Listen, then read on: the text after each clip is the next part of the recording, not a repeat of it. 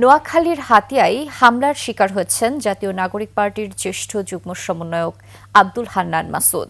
এর প্রতিবাদে সোমবার রাত 12টায় রাজধানীর বাংলা মোটরে বিক্ষোভ মিছিল করেছে দলটির কর্মী সমর্থকেরা। এ সময় বিক্ষোভকারীরা অভিযোগ করেন, স্থানীয় বিএনপির নেতারা এই হামলায় জড়িত। দ্রুত সময়ের মধ্যে জড়িতদের আইনের আওতায় আনার দাবিও জানান তারা। বিস্তারিত সিরাত আল মুস্তাকিমের রিপোর্টে। সোমবার সন্ধ্যায় হাতিয়ায় জাহাজমারা বাজারে নেতাকর্মীদের নিয়ে পথসভা করছিলেন হান্নান মাসুদ। এ সময় হামলা চালায় দুর্বৃত্তরা। পরে হামলাকারীদের গ্রেফতার ও আইনের আওতায় আনার দাবিতে জাহাজমারা বাজারে অবস্থান কর্মসূচি পালন করে এনসিপির নেতাকর্মীরা। হাজার হাজার মানুষ থেকে তারা এসে লাঠিসোঁটা নিয়ে অতর্কিত হামলা করে। সে হামলার পরে আমাদের অগণিত মানুষ আহত হয়, আমি নিজে আহত হই। ওদের কাছে সন্ত্রাসীদের হাতে কেউই নিরাপদ নাই। যারা রক্ত দিয়ে তাদেরকে জিম্মি দশা থেকে মুক্ত করেছে তারা তাদেরকেও পিটাই শুধুমাত্র হীন স্বার্থে, চাঁদাবাজি করতে পারতেছে না, দখলদারিত্ব করতে পারতেছে না, এই স্বার্থে। এদিকে হামলার প্রতিবাদে জাতীয় নাগরিক পার্টির প্রধান কার্যালয়ের সামনে বিক্ষোভ করেছে দলটির নেতাকর্মীরা। হামলার ঘটনায় জড়িতদের আটকে 24 ঘন্টার আলটিমেটাম দেন তারা। আব্দুল হান্নান মাসুদকে যারা রক্তাক্ত করেছে তাদেরকে 24 ঘন্টার মধ্যে গ্রেফতার করতে হবে।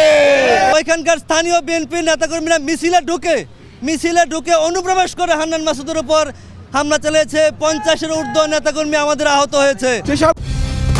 কালার এক্সপার্ট, জর্জ স্যাপ এবং মাইল্ড অন হ্যান্ডস টেকনোলজি সমৃদ্ধ অরিক্স ক্রিস্টাল ওয়াশ আপনার লন্ড্রি এক্সপার্ট।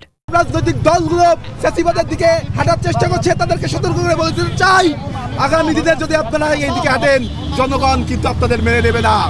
এ সময় এনসিপির সিনিয়র যুগ্ম আহ্বায়ক সামান্তা শারমিন বলেন, নানা ধরনের ষড়যন্ত্র চলছে, দোষীদের সাজা নিশ্চিত করতে হবে। যারা গণ অভ্যুত্থানের শক্তিকে এক করতে চাচ্ছে তাদের উপর হামলার তীব্র নিন্দা ও প্রতিবাদ জানান তিনি। আমাদের একজন গুরুত্বপূর্ণ নেতা, যিনি অভ্যুত্থানের প্রথম দিককার সারির নেতা ছিলেন, তার উপরে হামলাকে আমরা ধরে নিচ্ছি এটা অভ্যুত্থানের উপরে হামলা হওয়ার শামিল।